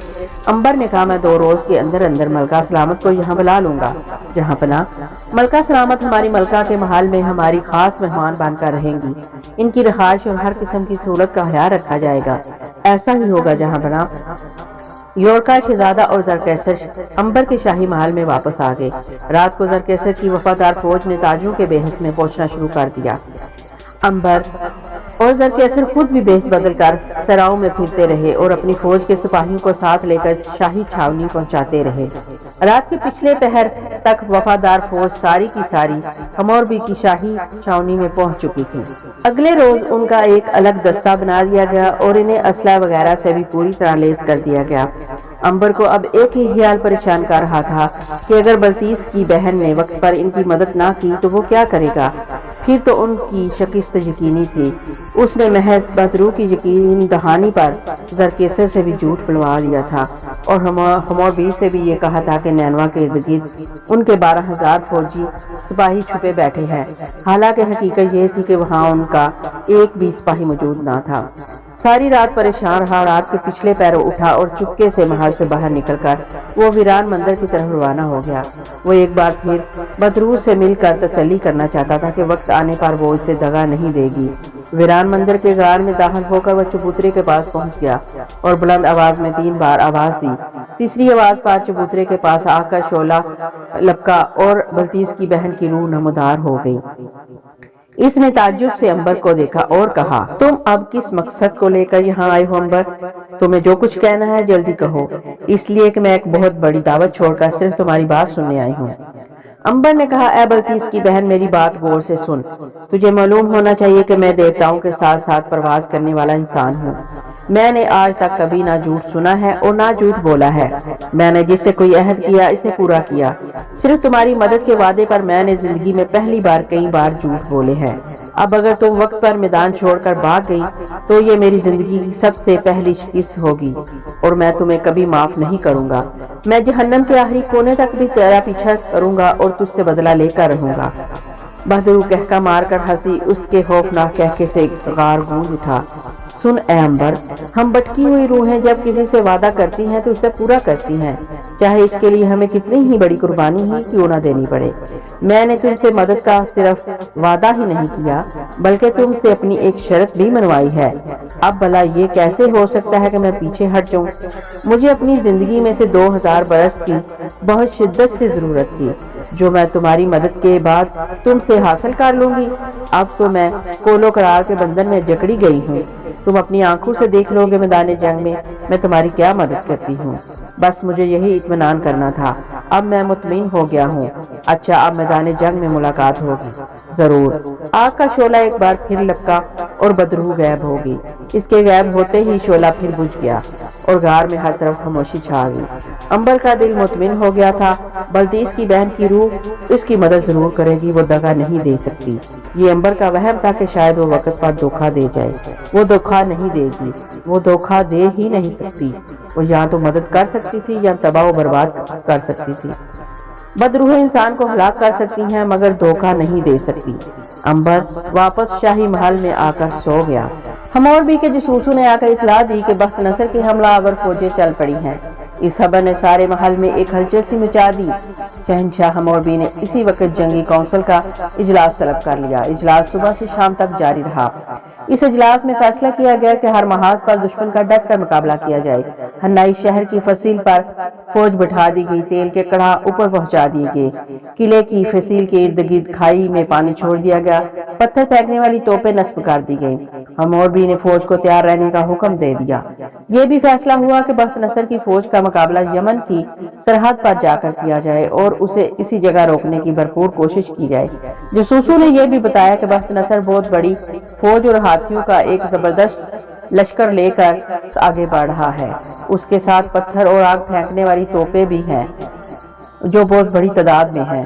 حموربی نے فوراً زرکیسر اور عنبر کو اپنے محلے خاص میں طلب کیا اور کہا، زرکیسر، تمہاری مدد اور وعدہ پورا کرنے کا وقت آ گیا ہے۔ ہم یہ چاہتے ہیں کہ تم فوراً اپنی فوج، ملکہ اور شہزادے کو ساتھ لے کر نینوا پہنچو اور وہاں چھپی ہوئی وفادار فوج کی مدد اور عوام کے تعاون سے گورنر نینوا کے خلاف علم بغاوت بلند کر دو۔ جہاں پناہ ایسا ہی ہوگا۔ زرکیسر نے شاہی محل سے واپس آ کر عنبر سے کہا، اب میں اپنا وعدہ پورا کرنے پر مجبور ہوں، لیکن اگر ہمیں شکست ہوگی تو شہزادے اور ملکہ کی زندگی بھی خطرے میں پڑ جائے گی۔ عنبر نے کہا، میرا خیال ہے کہ ہمیں شہزادے اور ملکہ کو خانوں کے چچا کے گھر میں چھپا دینا چاہیے۔ جس وقت حالات نے رخ بدلا تو ہم انہیں وہاں سے نکال کر نینوا پہنچا دیں گے۔ اس کا مطلب یہ ہے کہ حالات رخ بدل بھی سکتے ہیں۔ بہرحال ہمیں ہر طرح سے مقابلہ کرنے کے لیے تیار رہنا چاہیے۔ ویسے ہماری فتح یقینی ہے۔ میری سمجھ میں نہیں آتا کہ اتنی تھوڑی سی فوج کے ساتھ ہم بخت نصر کے لشکر کا مقابلہ کیسے کریں گے۔ زرکسیر، تمہیں نا امید نہیں ہونا چاہیے۔ رب عظیم ہماری مدد ضرور کرے گا، اور اگر اس نے مدد نہ کی تو ہمارا انجام اس قدر عبرتناک ہوگا کہ آنے والی نسلیں اسے یاد کر کے خون کے آنسو رویا کریں گے۔ اب نا امیدی کی باتیں چھوڑو، ملکہ اور شہزادے کو ساتھ لے کر چاچا کے مکان میں پہنچو۔ انہیں وہاں محفوظ کر کے فوج کے ساتھ نینوا کے گورنر کے خلاف بغاوت کر دو۔ میں چاہتا ہوں کہ نینوا کی بغاوت کی خبر بخت نصر کو راستے ہی میں مل جائے اور وہ اپنی فوج کا کچھ حصہ اس طرح روانہ کر دے۔ یوں اس کی طاقت راستے میں آدھی ہو جائے گی۔ میں آج ہی روانہ ہو جاتا ہوں۔ اسی روز آدھی رات کو زرکسیر اور یورکا نے وفادار سپاہیوں کے 1000 کے دستے کو اپنے ساتھ لیا اور برق رفتاری کے ساتھ نینوا کی طرف روانہ ہو گئے۔ یمن کے دارالحکومت میں جنگ کی حالت تھی۔ ہر طرف جنگ کی تیاریاں زور و شور کے ساتھ ہو رہی تھی۔ اسلحہ خانوں میں اسلحہ دھڑا دھڑ تیار کیا جا رہا تھا۔ تلواریں، تیر کمان، نیزے، خنجر اور ضربتر ڈھالے جا رہے تھے۔ جاسوس پل پل کی خبریں دے رہے تھے کہ دشمن کی فوجیں اب کہاں پہنچ گئی ہیں۔ حموربی خود جنگی لباس پہنے جنگی تیاریوں کی نگرانی کر رہا تھا۔ دوسری طرف زرکیسر نے چچا حبشی کے تہخانے میں پہنچ کر ملکہ اور شہزادے کو وہاں محفوظ کیا اور خود فوج لے کر نینوا کی طرف چل پڑا۔ حموربی چاہتا تھا کہ دشمن کی فوج کو یمن پہنچنے سے پہلے نینوا کی بغاوت کی خبر ملے تاکہ اس کی توجہ دو طرف بٹ جائے، اور ایسا ہی ہوا۔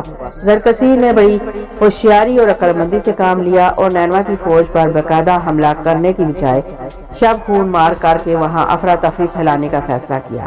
نینوا کے باہر پہاڑوں میں ڈیرا ڈال کر اس نے پہلی رات 50 سپاہیوں کو شہر کی طرف بھیجا، جنہوں نے شہر میں جگہ جگہ آگ لگا دی۔ وہاں کے لوگ کو جب یہ معلوم ہوا کہ ان کی اپنی فوج یہ ساری کاروائیاں کر رہی ہیں تو وہ بھی چوری چھپے ان کا ساتھ مل گئے اور انہوں نے بھی بخت نصر کے سپاہیوں کو ہلاک کرنا شروع کر دیا۔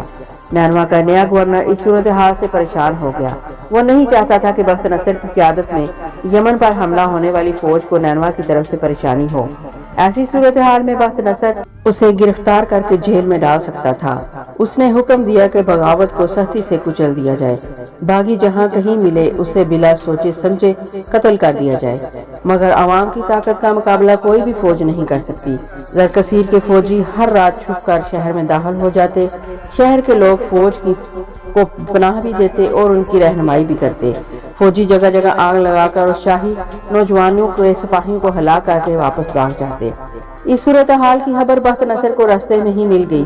وہ بڑا پریشان ہوا۔ اس نے وہیں سے ایک قاصد دوڑا کر گورنر کو کہلوا بھیجا کہ اگر اس کی نے بغاوت کو نہ کچلا تو اسے وہ خود آ کر قتل کر دے گا۔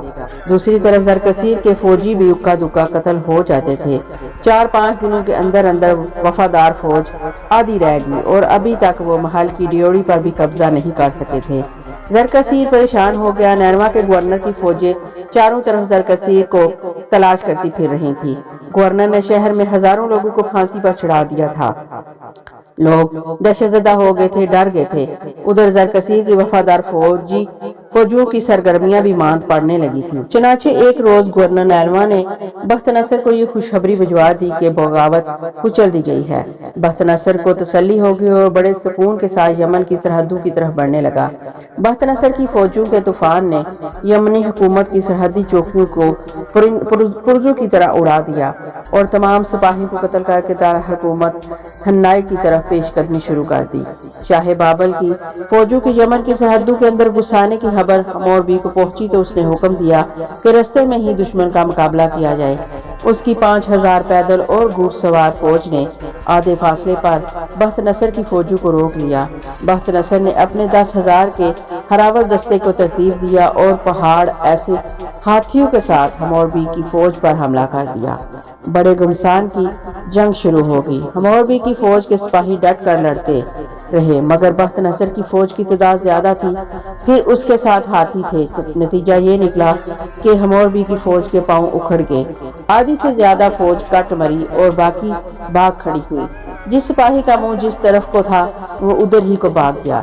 پہلی لڑائی میں بخت نصر کو فتح ہوئی تھی، جس نے اس کی فوج کے حوصلے بلند کر دیے اور وہ بڑے جوش و خروش کے ساتھ بڑے شہر کی طرف سمندر کی طوفانی موجوں کی طرح بڑھنے لگے۔ حموربی کو اپنے ہراول دستے کی شکست کی اطلاع ملی تو وہ پریشان ہو گیا۔ اس نے انبر اور وزیر جنگ سے مشورہ کیا اور یہی فیصلہ کیا کہ شہر کے دروازے بند کر دیے جائیں اور دشمن پر فصیل پر سے تیروں اور آگ پتھروں کی بارش برسائی جائے۔ بخت نصر کی فوج شہر کے باہر پہنچ گئی۔ اس نے میدان میں خیمے لگا دیے اور بڑے حملے کی تیاریاں شروع کر دی۔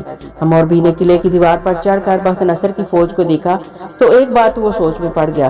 جس طرف اور جہاں تک نظر جاتی تھی فوج ہی فوج دکھائی دے رہی تھی۔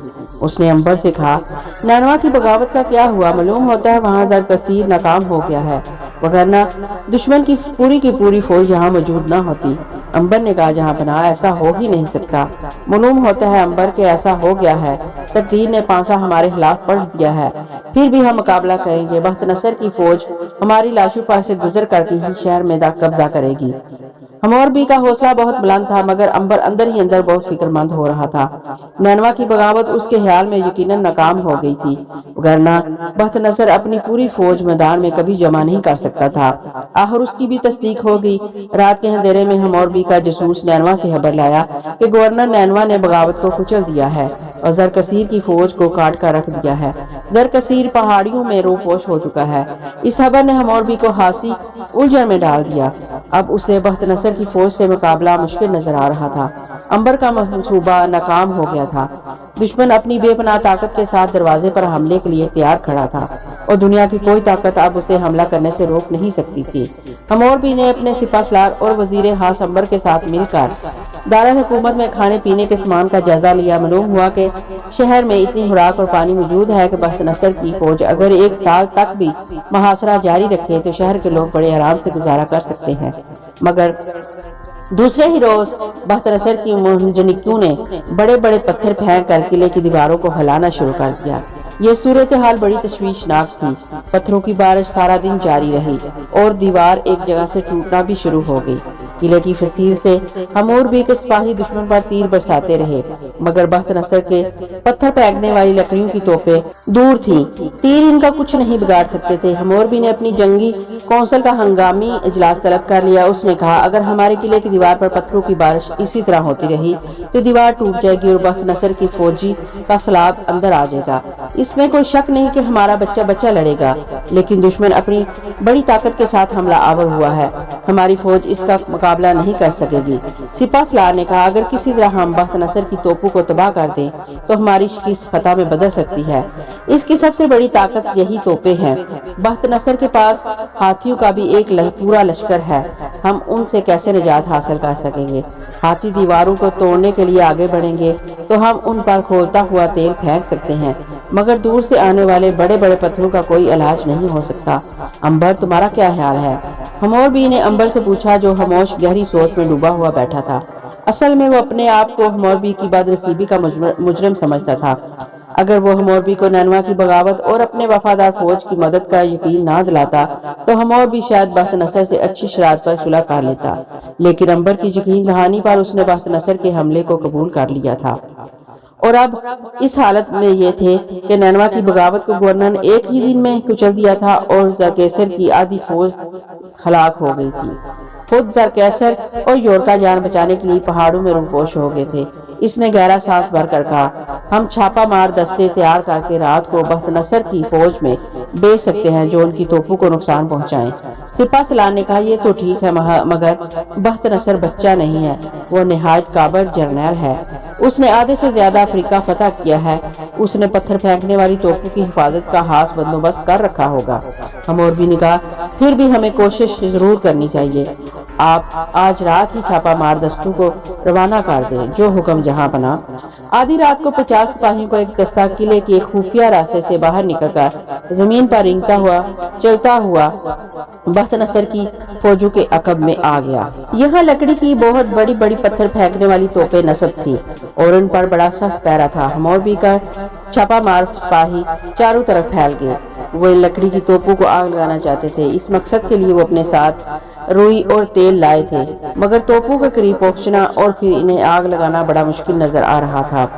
چند سپاہی ہمت کر کے ایک توپ کے پاس پہنچ گئے، انہوں نے توپ پر تیل پھینکا اور پتھر رگڑ کر روئی کو آگ لگا رہے تھے کہ بخت نصر کے سپاہیوں نے انہیں دیکھ لیا۔ انہوں نے تبل بجا کر سب کو ہوشیار کر دیا۔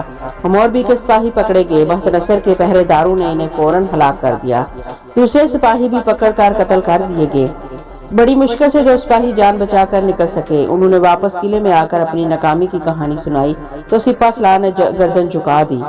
جنگ کے تیسرے روز بخت نصر کی توپوں نے پتھر مار مار کر ایک جگہ سے قلعے کی دیوار میں شگاف ڈال دیا تھا، اور اب فوج نے لوہے کے ایک چھت کے نیچے آگے بڑھنا شروع کر دیا تھا۔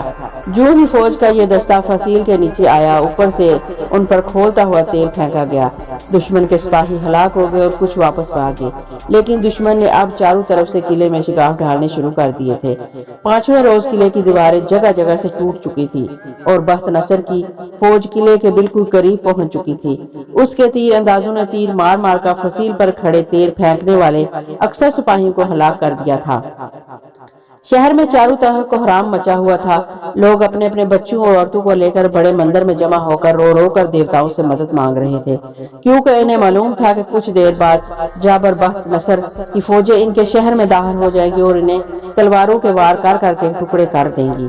حموربی خود بہت پریشان تھا اور شاہی محل کے مندر میں دیوتا کے بت کے آگے سجدے میں گرا ہوا تھا۔ محل کی بیگمات اور شہزادیاں سہمی ہوئی بیٹھی تھیں، ان کی آنکھوں سے آنسو بہہ رہے تھے اور بخت نصر کی توپیں دھائیں دھائیں گولے برسائے جا رہی تھی۔ اب ان توپوں کے آگ کے گولے محل پر بھی گرنے لگے تھے۔ ان گولوں کی وجہ سے شہر میں جگہ جگہ آگ لگی ہوئی تھی۔ امبر کچھ سوچ کر اٹھا اور شاہی محل کے مندر میں آ گیا۔ حموربی بت کے آگے سجدہ کیے ہوئے تھا۔ اس نے بادشاہ سے کہا، جہاں پناہ۔ بادشاہ نے سر اٹھا کر امبر کو دیکھا، مگر بلند کردار والے بادشاہ نے ایک پل کے لیے بھی امبر سے کسی قسم کا گلہ یا شکوہ نہیں کیا کہ اس کی وجہ سے آج وہ تباہی کے کنارے پر کھڑا ہے۔ امبر نے سوچ لیا تھا کہ اب بلتیس کی بہن سے مدد لینے کا وقت آ گیا ہے۔ اس نے بادشاہ سے کہا، میں آپ سے بے حد شرمندہ ہوں جہاں پناہ، یہ سب کچھ میری وجہ سے ہوا ہے۔ اگر میں آپ کو زرکیسر کی جانب سے اطمینان نہ دلاتا تو آج جنگ کا خطرہ کبھی نہ مول لیتے۔ حموربی نے کہا، تقدیر میں جو لکھا تھا وہ ہو کر رہتا ہے امبر، میں تمہیں الزام نہیں دیتا، یہ میری تقدیر میں لکھا تھا۔ امبر نے کہا، انسان اگر چاہے تو تقدیر کا لکھا مٹایا بھی جا سکتا ہے جہاں پناہ، یہ ناممکن ہے امبر، مجھے اپنی شکست تسلیم کر لینی چاہیے۔ امبر نے کہا، ایسا نہ کہیں جہاں پناہ، مجھے تقدیر کے خلاف کوشش کر لینے دیجیے۔ تم کیا کر سکتے ہو امبر؟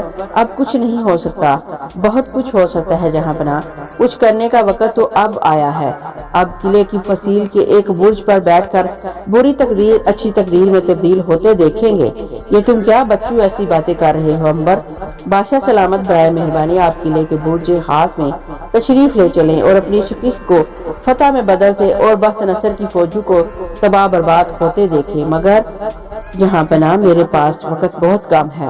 ہمور بھی مجبوراً اٹھا اور قلعے کے برج پر آ کر بیٹھ گیا۔ جنگ کا پاسا الٹ چکا تھا۔ بخت نصر کی فوجیں دیوار کے شگافوں کے پاس پہنچ چکی تھی۔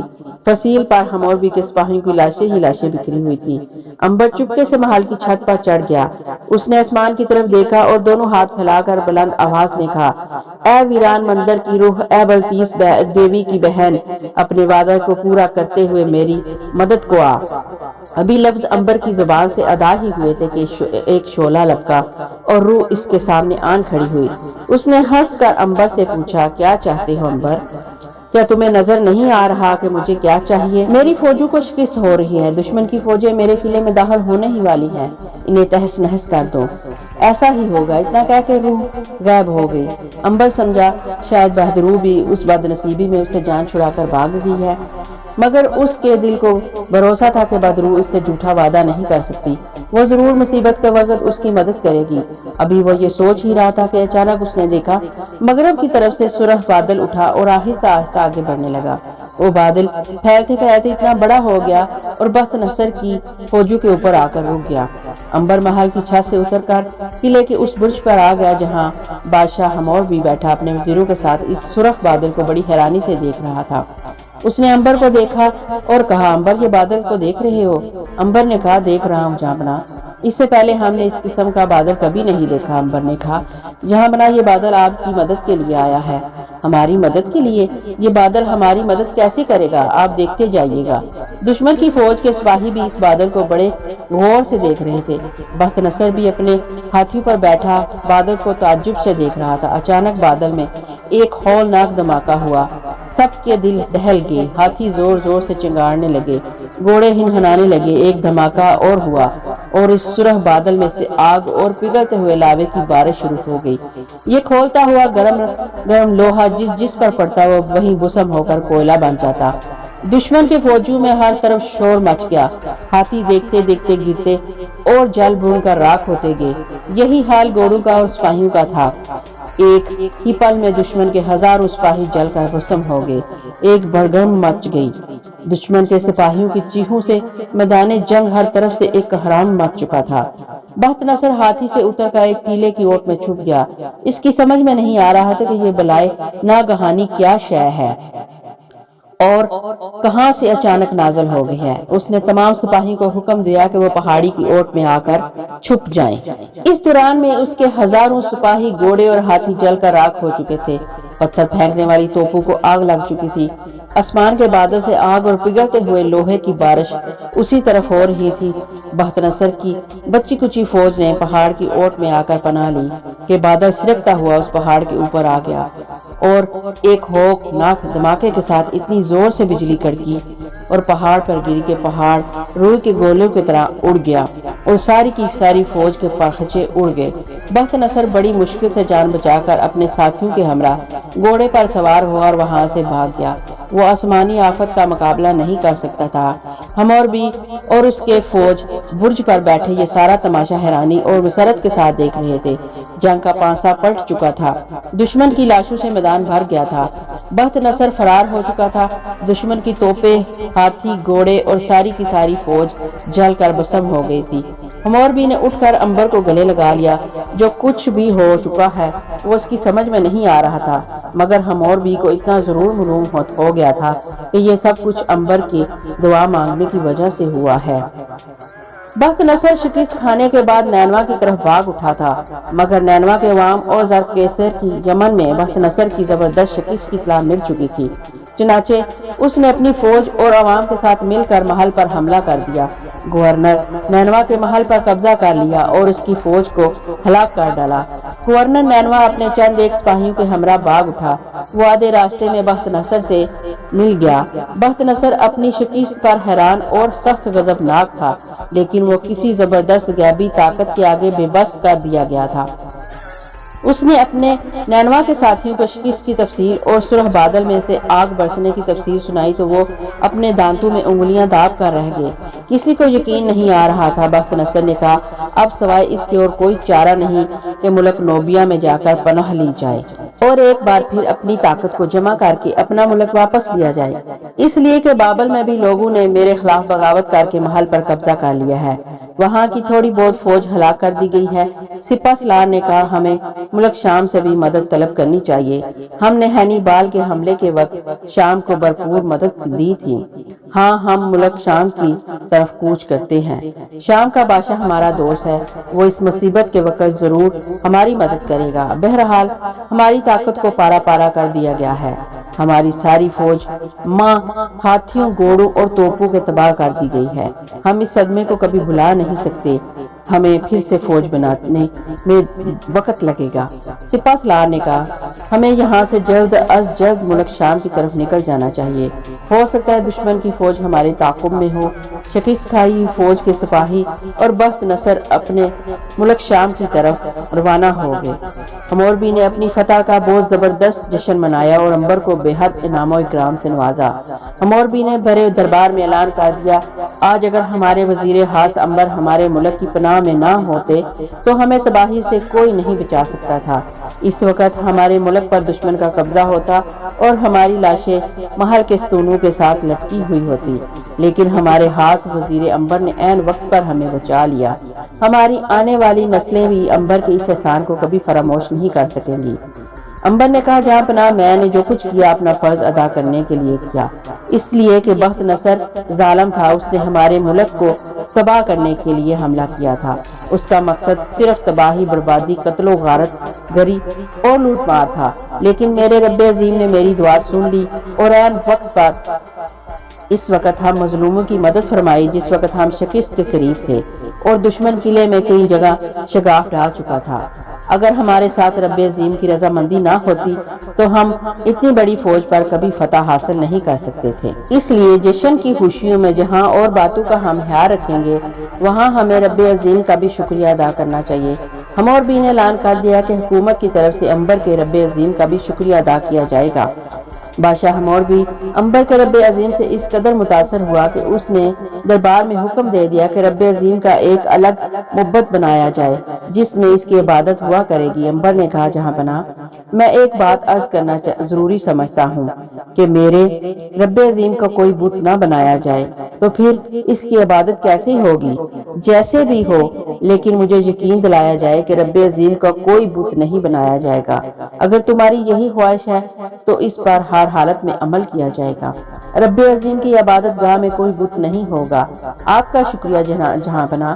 اس روز شام کو امبر ویران مندر میں بلقیس کی بہن کا شکریہ ادا کرنے گیا۔ مندر کے چبوترے کے پاس جا کر اس نے چھت کی طرف ہاتھ پھیلا کر بلقیس کی بہن کو 3 بار آواز دی۔ شعلے کی لپک کے ساتھ وہ سامنے آ گئی۔ امبر نے کہا اے روح، اے بلقیس کی بہن، میں تمہارا شکریہ ادا کرنے آیا ہوں۔ تم نے اپنا وعدہ پورا کر دکھایا اور اس وقت میری مدد کی جب ہم سخت مصیبت میں گرفتار تھے۔ روح نے کہا امبر، ہم روحیں جو وعدہ کرتی ہیں اس پر قائم رہتی ہیں۔ میں نے تم سے وعدہ کیا تھا کہ اگر تم مجھے مدد کے لیے پکارو گے تو میں تمہاری مدد ضرور کروں گی۔ میں تمہارا بھی شکریہ ادا کرتی ہوں کہ تم نے اپنی قیامت تک کی زندگی میں سے 2000 سال مجھے دے دیے۔ یہ میرا فرض تھا جو میں نے ادا کیا۔ کاش میں اپنی ساری زندگی تمہیں دے سکتا۔ میں اس وقت ہمیشہ کی زندگی سے تنگ آ گیا ہوں۔ ایسا نہ کہو امبر، یہ تمہیں بد دعا نہیں کی گی بلکہ دیوتاؤں کا تم پر خاص رحم ہوا ہے کہ تم قیامت تک زندہ رہو گے اور ہر تہذیب، ہر بادشاہ کی حکومت اور ہر ظالم کا انجام اپنی آنکھوں سے دیکھو گے۔ لیکن میں تھک گیا ہوں بلقیس کی بہن، یہ تھکاوٹ وقتی ہے۔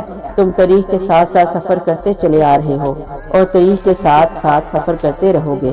تم نے کئی حکومتوں کو اپنی آنکھوں کے سامنے بنتے اور بگڑتے دیکھا ہے۔ تم نے کئی تہذیبوں کو اپنی آنکھوں سے عروج پر جاتے اور پھر تباہ و برباد ہوتے دیکھا۔ تم ایک ایسے تجربے سے گزر رہے ہو جس نے تمہیں تاریخ میں ایک اونچا مقام دے دیا ہے۔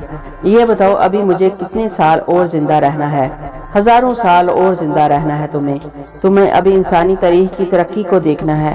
ابھی تو انسان کی تاریخ اپنے بچپن سے گزر رہی ہے، تم اس تہذیب کی جوانی بھی دیکھو گے۔ بلقیس کی بہن، میں تمہاری مدد کا ایک بار پھر شکریہ ادا کرتا ہوں۔ روح ہنس پڑی۔ مجھے شرمندہ نہ کرو امبر، ہاں میرا ایک کام ضرور کر دینا۔ وہ کون سا؟ اگر تمہاری ملاقات میری بہن بلتیس سے ہو تو اسے ضرور کہہ دینا کہ میں نے اس کے حکم کی تعمیر کر دی تھی۔ میں تمہارا پیغام بلتیس کو ضرور پہنچا دوں گا۔ اچھا اب میں جاتی ہوں، دیوتا تمہارا نگہبان ہو، رب عظیم تمہارا بھی رکھوالا ہو۔ وہی شعلہ ایک بار پھر بلند ہوا اور روح اس میں غائب ہو گئی۔ امبر ویران مندر سے باہر نکل آیا اور شاہی محل میں آ گیا۔ رات کے کھانے پر اس کی ملاقات بادشاہ سے ہوئی۔ بادشاہ بے حد خوش تھا۔ فصیلے شہر کی مرمت کا کام بڑی تیزی سے شروع کر دیا گیا تھا۔ امبر نے کہا جہاں پناہ اب میں آپ سے اجازت طلب کروں گا۔ بادشاہ نے پوچھا وہ کیوں؟ وہ کس لیے؟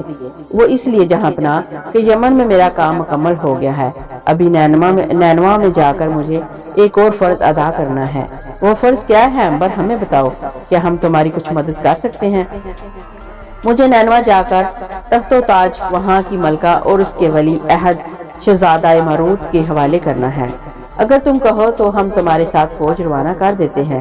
اس کی ضرورت نہیں عالیجا، زرکیسے کی وفادار فوج نے نینوا پر قبضہ کر لیا ہے۔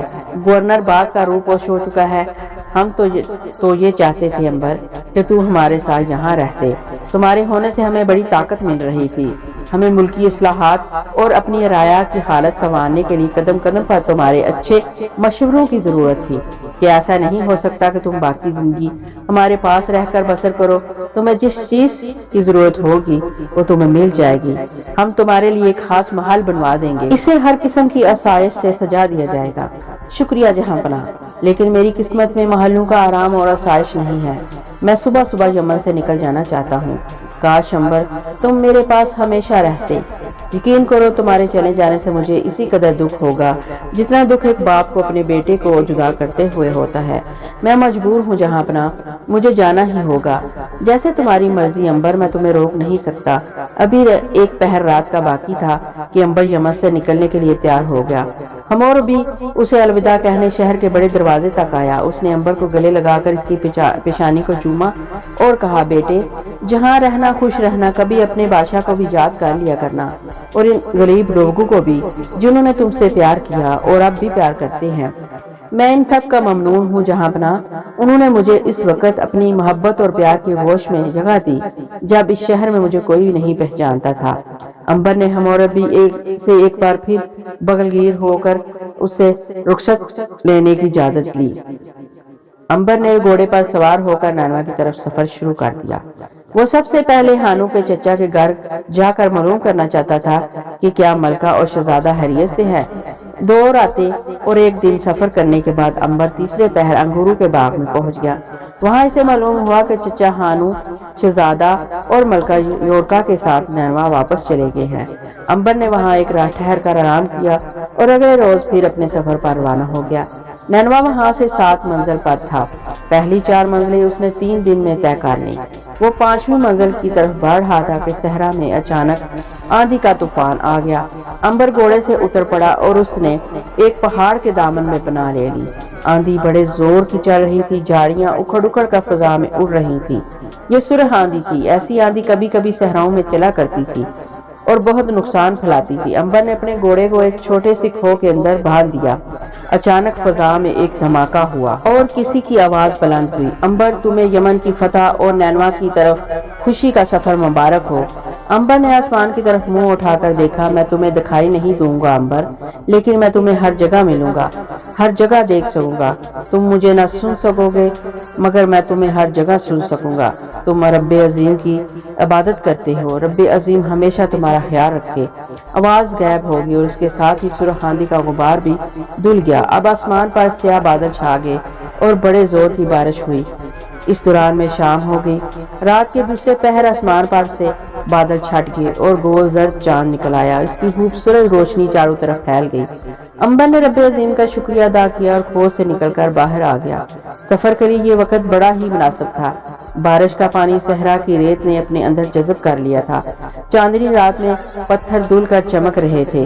امبر گھوڑے پر سوار ہو کر نینوا کی طرف چل پڑا۔ چوتھے روز وہ نینوا کی سرحد میں پہنچ گیا۔ سرحدی چوکیوں پر زرکیسر کے سپاہی پہرا دے رہے تھے۔ انہوں نے امبر کو آتے دیکھا تو خوشی سے نعرے لگانے لگے اور ایک فوجی جلوس کی شکل میں اسے نینوا شہر کی فصیل تک لے گئے۔ شہر کے بڑے دروازے پر بھی فوجیوں نے امبر کو پہچان لیا اور مسرت کے عالم میں رقص کرنے لگے۔ اس جلوس کا شور جب شاہی محل تک پہنچا تو زرکثیر نے محل کی کھڑکی میں سے جھانک کر دیکھا۔ اس نے امبر کو پہچان لیا۔ وہ فوراً محل سے باہر آ گیا اور اس نے آگے بڑھ کر امبر کو گلے لگا لیا۔ سارے محل میں شور مچ گیا تھا، یمن کا فاتح امبر واپس نینوا آ گیا ہے۔ وہ زرکثیر کے ساتھ جس وقت محل میں داخل ہوا تو شہزادہ اور ملکہ اسے لینے محل کے دروازے تک آئے۔ امبر کو پھولوں کے ہار پہنائے گئے۔ اسی روز ملکہ نے خاص دربار منعقد کیا۔ امبر کو دربار میں ملکہ کے ساتھ اور شہزادے کے پہلو میں جگہ دی گئی۔ ملکہ نے اعلان کیا کہ وہ امبر کو ساری عمر کے لیے اپنے دربار کا وزیر خاص مقرر کرتی ہے۔ امبر نے آگے بڑھ کر کہا، اے ملکہ سلامت، آپ کی اس عنایت کا میں تہہ دل سے ممنون ہوں، مگر مجھے افسوس کے ساتھ کہنا پڑتا ہے کہ میں یہ عہدہ قبول کرنے کے لائق نہیں ہوں۔ ملکہ نے حیرت سے پوچھا، مگر کیوں امبر؟ ہم تو تمہیں ہمیشہ اپنے پاس رکھنا چاہتے ہیں، تم ہمارے محسن ہو، ہم پر تمہارا بہت بڑا احسان ہے۔ اگر تم مدد کو نہ پہنچتے تو ہم اپنا تخت کبھی حاصل نہیں کر سکتے تھے اور بخت نصر کی طاقتور فوج کو کبھی شکست نہیں دی جا سکتی تھی۔ یہ سب کچھ میرے رب عظیم کی خاص مہربانی سے ہوا ملکہ سلامت، لیکن میں یہاں اب زیادہ دیر نہیں رہ سکتا، یہ بھی میرے رب عظیم کا حکم ہے۔ مگر تم کہاں جانا چاہتے ہو امبر؟ کیا تمہیں ہمارا ملک پسند نہیں؟ یہ تو تمہارا اپنا ملک ہے امبر۔ اس میں کوئی شک نہیں ملکہ سلامت کہ نینوا میرا اپنا ملک بن چکا ہے، لیکن پھر بھی مجھے اس ملک کے بری دیوار سے رخصت ہو کر آگے سفر پر روانہ ہونا ہے۔ زرکثیر نے آگے بڑھ کر کہا، اے عظیم انسان، تم کہاں جاؤ گے؟ یہ میں بھی نہیں جانتا زرکثیر، میری منزل کہاں ہے اس کا مجھے بھی علم نہیں۔ شاید میری منزل کہیں بھی نہیں ہے، شاید میں تاریخ کے صحراؤں میں قیامت تک بھٹکتا رہوں گا۔ یہ تم کیا کہہ رہی ہو امبر؟ ملکہ نے تعجب سے پوچھا۔ امبر ایک دم سنبھل گیا، وہ ایسی باتیں بے حیالی میں کہہ رہا تھا جو اسے نہیں کہنی چاہیے تھی۔ اس نے بات کو پلٹتے ہوئے کہا، میں تو ایک مسافر ہوں ملکہ سلامت، جس کی کوئی منزل نہیں ہے۔ رب عظیم آپ کی حفاظت کرے، اب میں جاتا ہوں، ہو سکتا ہے پھر کبھی ملاقات ہو۔ امبر نے باری باری سب سے ہاتھ ملایا اور گھوڑے پر سوار ہو کر نینوا کے شہر سے باہر نکل آیا۔ ملکہ، شہزادہ، زرکثیر اور یورکا اسے رخصت کرنے کے لیے کافی دور تک اس کے ساتھ چلتے رہے، لیکن ایک مقام پر وہ بھی امبر کا ساتھ چھوڑ کر واپس جانے پر مجبور ہو گئے۔ اب امبر ایک بار پھر اکیلا تھا، زندگی کے وسیع اور صحرا میں اکیلا، تاریخ کی اتھاہ سمندر میں اکیلا، بالکل اکیلا۔ اس نے گھوڑے کی باگیں ڈیلی چھوڑ دی اور گھوڑا صحراؤں میں کسی نامعلوم منزل کی طرف دوڑنے لگا۔ سفر میں آدھی رات کو امبر کی ملاقات ایک پرسرار رقاصہ سے ہوئی۔ اس نے کہا، میں موہنجو دڑو کی دیوداسی ہوں، میرے پیچھے پیچھے آؤ، میں تمہیں ہزاروں سال پرانی تہذیب میں لیے چلتی ہوں۔ امبر ملک نینوا کے صحراؤں سے نکل کر پاکستان کے ہزاروں سال پرانے شہر موہنجو دڑو پہنچ جاتا ہے۔ یہاں اس کے ساتھ پرسرار واقعات پیش آتے ہیں۔ یہ سب کچھ اس ناول کے 5ویں حصے روحوں کا شہر میں سنیے گا۔